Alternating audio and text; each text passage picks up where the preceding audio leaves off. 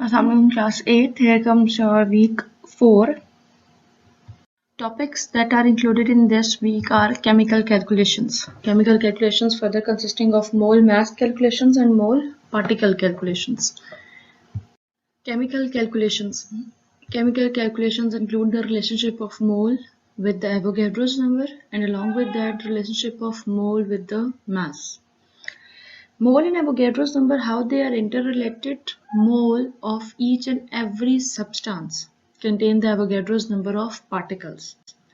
1 mole of each and every substance. किसी भी substance का, whether it's an element, molecule, compound, ionic compound, molecular compound, whatever the substance is, 1 mole of every substance contain Avogadro's number of particles. Avogadro is represented by Na. For example, when we consider an element, 1 mole of an element contains Avogadro's number of particles, and that particles for an element will be atoms. So 1 mole of element, it could be any element, sodium, potassium, calcium, any element contains Na particles. Its value is 6.022 10⁻23. For an element यही particles atoms हो जाएंगे. लेकिन next में देखें, as an example is listed 1 of molecule. उस case में ये particles molecule हो जाएंगे. For example, when we talk about the water, H2O एक molecular substance है, उसमें particles कितने होंगे, किसके हिसाब से होंगे? 1 mole हुआ तो Avogadro's number of particles. Next come an ionic compound, 1 mole of any ionic compound. Sodium fluoride, potassium iodide, any ionic compound, 1 mole हुआ तो particles will be Avogadro's number. Okay, first discuss about the mole mass calculations. What's the basic rule behind this? Basic principle rule या एक जो pet statement आपने याद रखनी है वो ये है कि mass of 1 mole of every substance is equal to its molar mass. यानी कि कोई भी सब्सटेंस हो और उसका 1 मोल लिया जाए तो उसमें कितने ग्राम्स होंगे, जितना उसका मोलर मास है. For example, when I say 1 mole of sodium, तो actually I am talking about 23 gram of sodium. When I say 1 mole of oxygen gas, as oxygen gas is diatomic, O2 की form में लिखी जाती है, so its mass will be 32 grams. When I say 1 mole of water, molecular substance है H2O, its mass will be 18 ग्राम.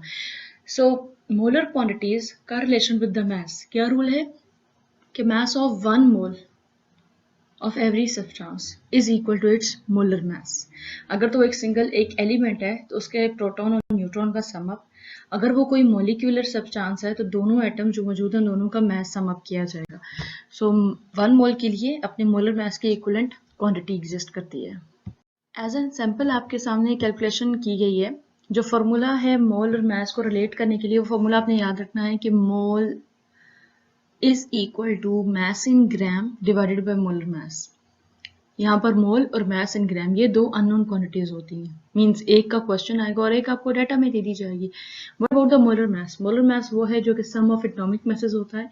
आपको already बता दिया गया चैप्टर 1 के स्टार्ट में, जहाँ पर आपने mass number, atomic number learn out किए हैं, तो वहाँ फर्स्ट 20 एलिमेंट्स आपको प्रिस्क्राइब किए गए थे, आपने वो याद करने हैं उनके masses.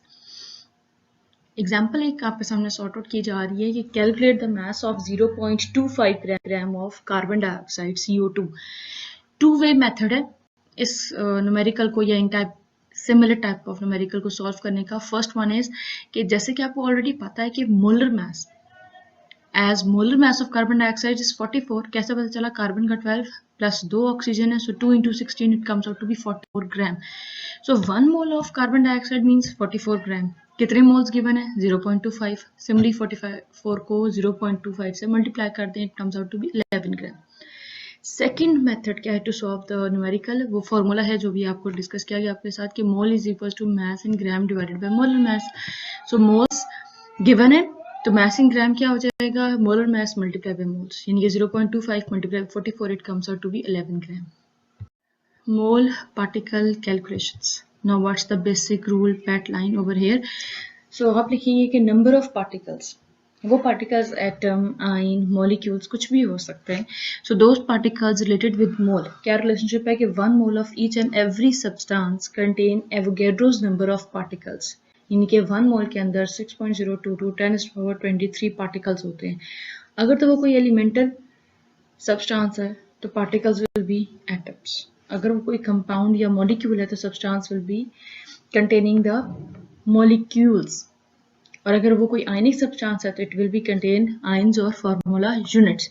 लेकिन फार्मूला सेम रहेगा और रिलेशनशिप भी सेम रहेगा। ये तो नेचर ऑफ कंपाउंड है जो कि डिसाइड करेगी वो पार्टिकल एटम है, आयन या मॉलिक्यूल।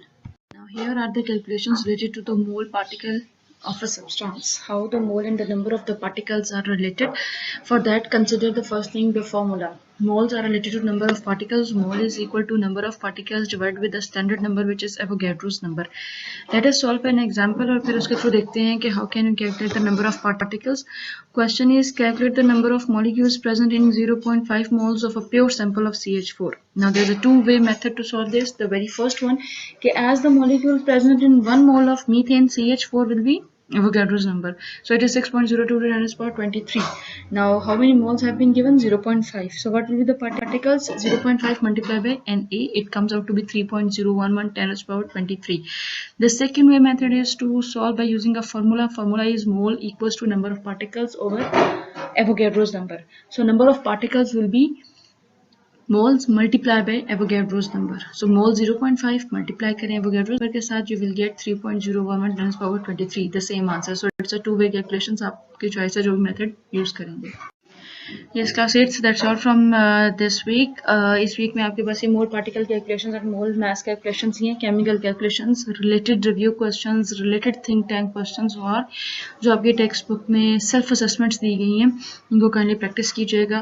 Formula के through करें तो it will be much more easier for you.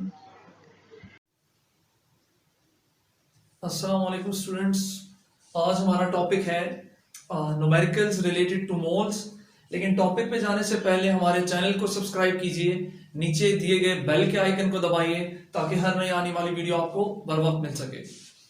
ये जो एक न्यूमेरिकल सॉल्व किया गया यहाँ, ये सारे न्यूमेरिकल्स को कंपाइल करके एक न्यूमेरिकल एक क्वेश्चन का सॉल्यूशन निकाला गया कि मतलब डिफरेंट न्यूमेरिकल्स में किस तरह के क्वेश्चंस पूछे जाते हैं, वही सारों को एक साथ कंपाइल करके हमने एक न्यूमेरिकल बनाया है ताकि आसानी से आपको समझ आ सके कि किस किस तरह के डिफरेंट टाइप के क्वेश्चन पूछे जा सकते हैं।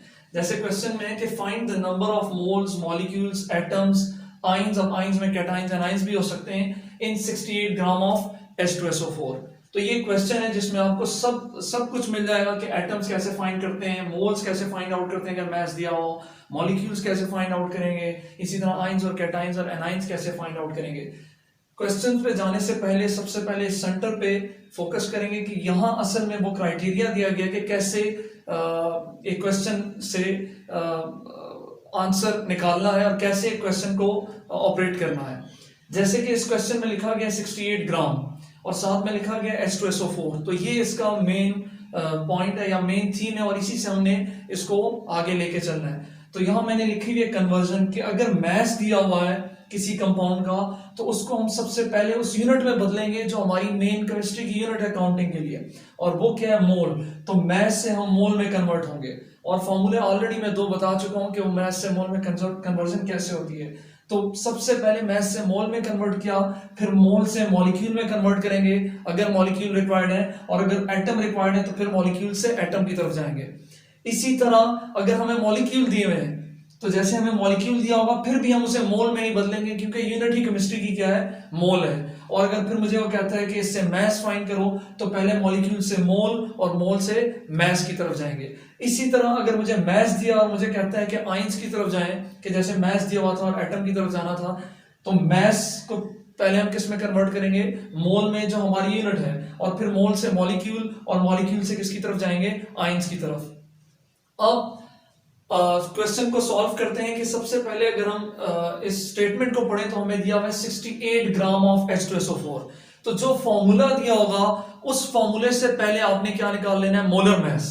और चूंकि ये मॉलिक्यूल है तो इसको हम कहेंगे, मॉलिक्यूलर कंपाउंड है तो इसको हम कहेंगे कि ये हमारे पास क्या है, मॉलिक्यूलर मास भी है। चूंकि मॉलिक्यूलर कंपाउंड के लिए स्पेसिफिक रिप्रेजेंटेटिव टर्म हम ऑलरेडी बता चुके हैं, वो क्या है, मॉलिक्यूल है।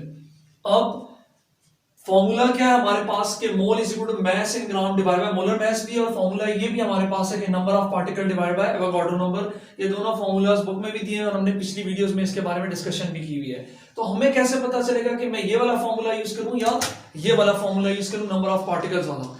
तो चूंकि अगर यहां गिवन है ग्राम, तो 68 ग्राम हमें गिवन है। इस फॉर्मूले को अगर हम देखें तो यहाँ mass in gram divide by molar mass given है, और इस फॉर्मूले को अगर हम देखें तो यहाँ number of particle divide by Avogadro number given है।